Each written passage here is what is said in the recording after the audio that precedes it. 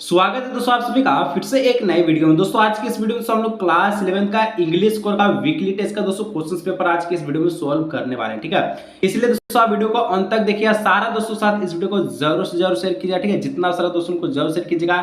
चलिए दोस्तों पहले बार सब्सक्राइब कर लिया। चलिए वीडियो को शुरू करते हैं। ठीक है, फटाफट से वीडियो को शुरू करते हैं। सारे दोस्तों साथ वीडियो को शेयर कीजिए, वीडियो को अंत तक देखिए, एक प्रश्न को देखिए और एग्जाम में तलब कर आइए। ठीक है, देखिए आपसे तो पहला जो क्वेश्चन जो पूछा गया है बहुत ही प्यार से क्वेश्चन पूछा गया। ठीक है, क्वेश्चन दोस्तों आपसे कहा रहा है कि what was grandmother reactions when the author was going abroad.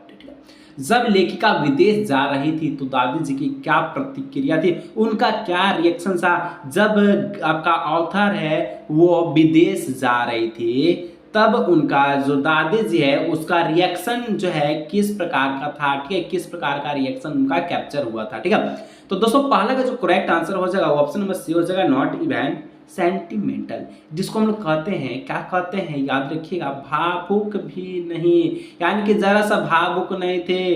लेकिन ऑथर जो है विदेश जाए थे, इसके लिए किसी भी तरह का चिंता नहीं था, किसको, दादी जी को। ठीक है, चलिए 2 number, When was their common link of friendship snapped? यहाँ पर आप सभी से क्या बोलता है, उनकी दोस्ती की सामान्य कड़ी कब टूट गई। किसकी सर, आप लोग पढ़े तो होंगे ना। तो उनकी, ठीक है, दोस्ती की सामान्य कड़ी कब टूट गई। तो दो का जो करेक्ट आंसर है ऑप्शन हो जाएगा B number, when he went to the university. ठीक है, जब वह विश्वविद्यालय गए। ठीक है, आगे बढ़ते हैं 3 नंबर। ठीक है, what is the meaning of A serenity, यानी यहाँ पर दोस्तों आपसे कह रहा है शांति का क्या अर्थ है। ठीक है, सेरेनिटी का क्या मतलब बनता है, शांति का मतलब क्या है, आपसे पूछा गया। ठीक है, देखिए शांति का मतलब ही होता है शांति। तो शांति को शांति कैसे हम लोग बोलेंगे, तो शांति को शांति हम लोग कहेंगे कामनेस। ठीक है, कामलेस। ठीक है, देखिए किसी को बोलता है काम डाउन, काम डाउन यानी कि शांत रहो। ठीक है, यानी ऑप्शन नंबर बी वाला करेक्ट वाला हो जाएगा। चलिए आगे बढ़ते हैं 4 नंबर।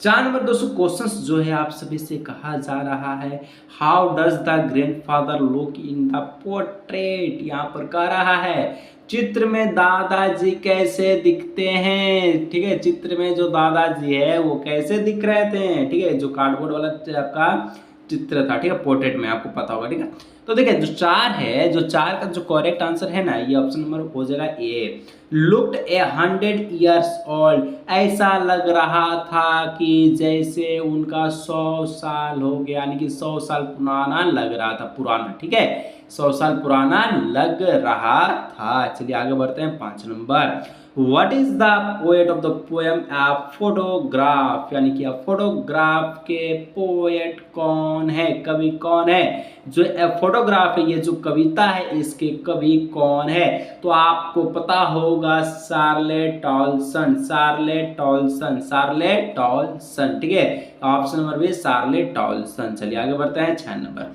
6 नंबर कह रहा है which material was the frame of photographic, which material was the frame of the photographic, यानी कि फोटोग्राफ का फ्रेम किस सामग्री का था। तो फोटोग्राफ का जो फ्रेम था वो कार्डबोर्ड का था। किस चीज का, कार्डबोर्ड। कार्डबोर्ड को हम लोग कहेंगे कार्डबोर्ड ही। ठीक है, हिंदी में भी। ठीक है, चलिए अंतिम यानी कि 7वां प्रश्न कर रहा है, who took the photograph of her mother with her cousin।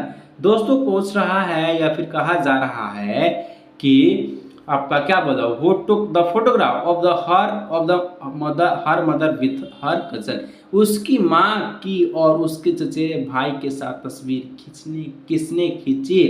कौन खींचा था, खींचने वाला व्यक्ति का क्या नाम था, सर अंकल है, हर अंकल। ठीक है, उसका अंकल। ठीक है, चलिए चचा आगे बढ़ते हैं 8 नंबर, व्हाट डज टेरिबली, ठीक है, transit fit means in the poem.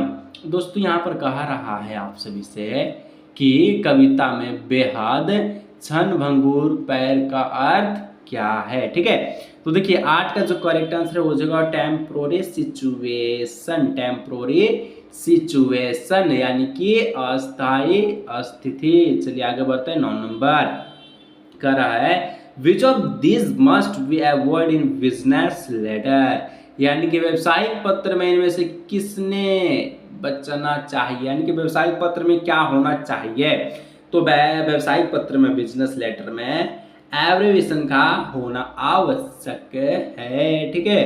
चलिए, यानी कि संक्षिप्त कार का, चलिए, which of this should not be present in a business letter, ठीक है।